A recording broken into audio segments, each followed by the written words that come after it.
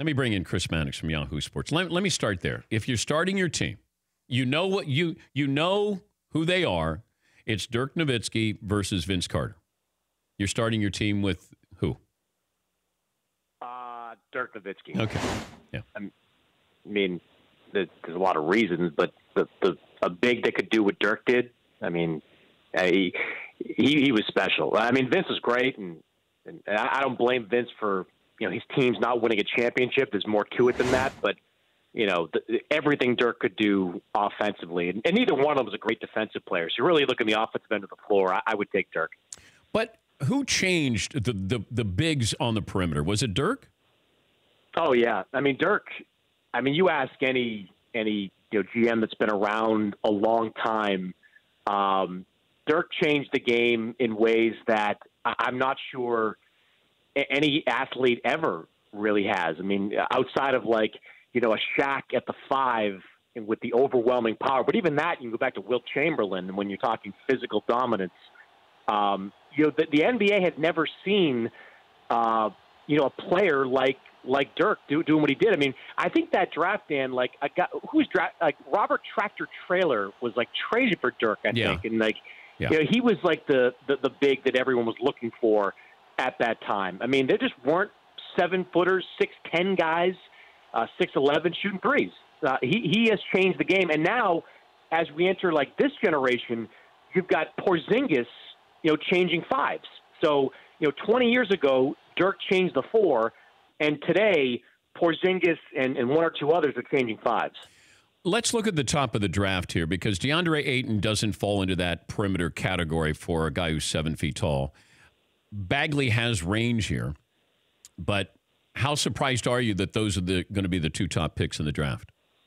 Well, first, I'm not convinced that Bagley's the guy at 2. I was speaking to some sources that are with knowledge of what Sacramento is doing this morning, and they're torn right now between Luka Doncic and Marvin Bagley. And one thing you have to remember about Sacramento is that, I mean, they've had so much bad PR over the last, decade. Luka Doncic is a really safe pick. If they draft Luka Doncic, locally, the fans are going to love it. The local press will probably eat it up. You can't discount that. And I think ownership, also likes Doncic, and that'll play a role in these coming 24 hours. But, the 2 bigs at the top, with respect to what they can do on the perimeter, I think DeAndre Ayton, I was talking to a couple of college coaches about him. He has the potential to be a 3-point shooter. His form is really good. Yeah, and when you have a guy that can shoot like that, it's not a stretch to see, no pun intended, to see him space out a little bit more as early as his first year and become a decent 3-point shooter. Give me the guy that has the fewest question marks. I mean, taking Ayton out of the picture, because I think he's a consensus number 1. We can get into the whole motor thing. I hate using that stuff because I don't even know what it means half the time. But he took some plays off, and he certainly is. If you read, Pete Thamel has a terrific story on DeAndre Ayton that's up on Yahoo, where it's this guy, bounced around so much, had about 150 handlers, for a high school kid. So he's gone through some stuff, and how that's affected him, I don't know. But Ayton's the one with fewest questions. After that, though, it's Doncic. And I don't know what his ceiling is. I mean, I've had somebody describe him to me as, kind of a souped-up Hedo Turkoglu type. We always have to go for, the white international European comparison. But I don't but he's, you watch him play.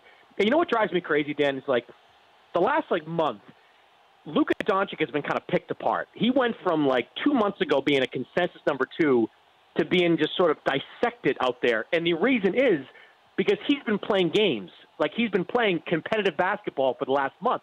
So we're picking him apart. Whereas we're getting giddy about, the number of 3-pointers, player X made against a chair, or the number of jumpers he shot over a broom handle.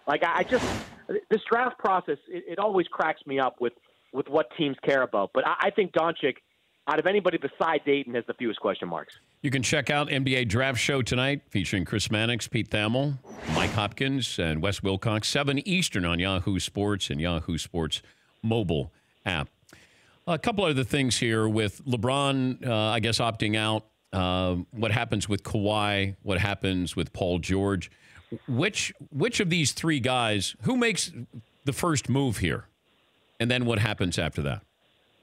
Well, based on what I hear out of San Antonio, I don't think that happens anytime soon. The message the Spurs, like everybody's called and everybody's checked in because they all want to get Kawhi.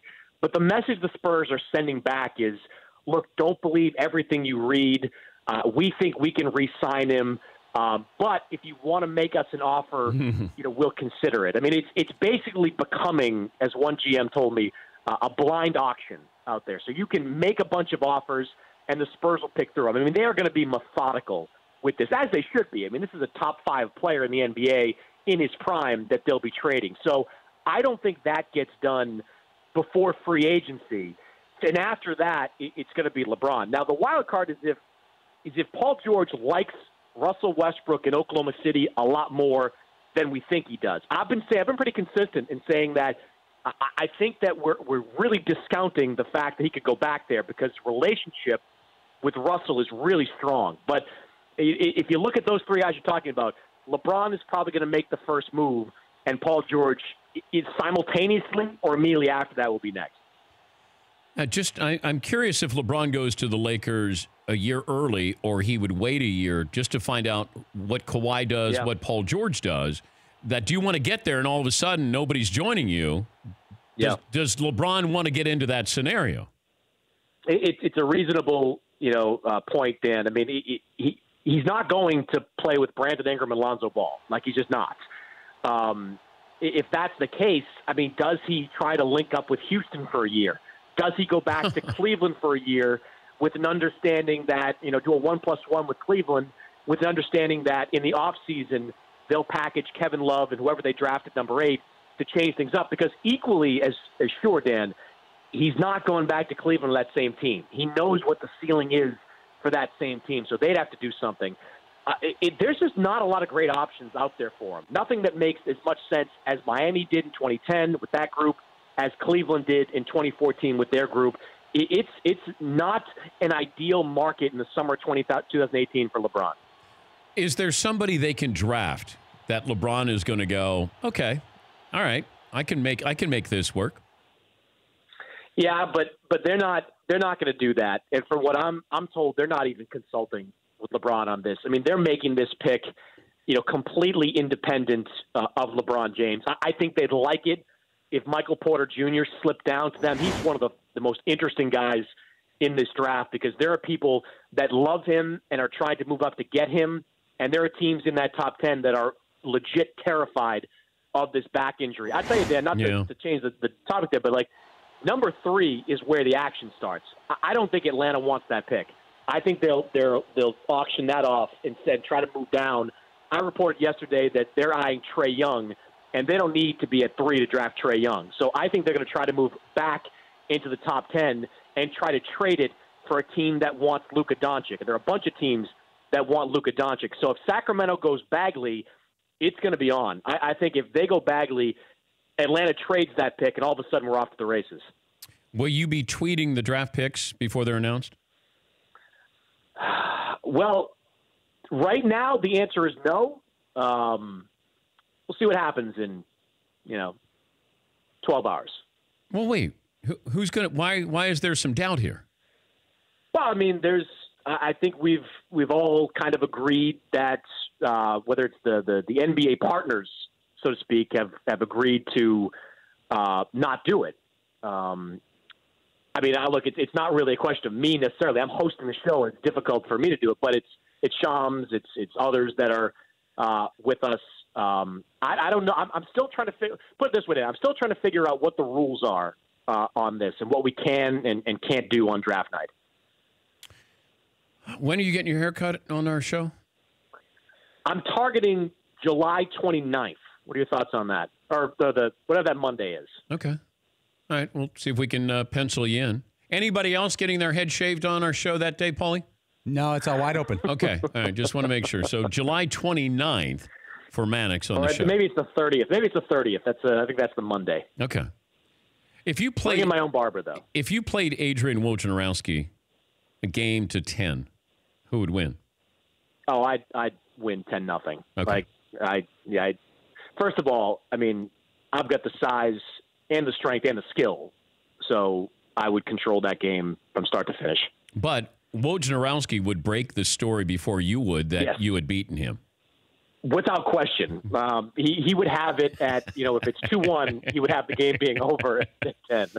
All right, give me the NBA insider. I might go Rick Bucher over you. In basketball? Yeah, in basketball. Yeah.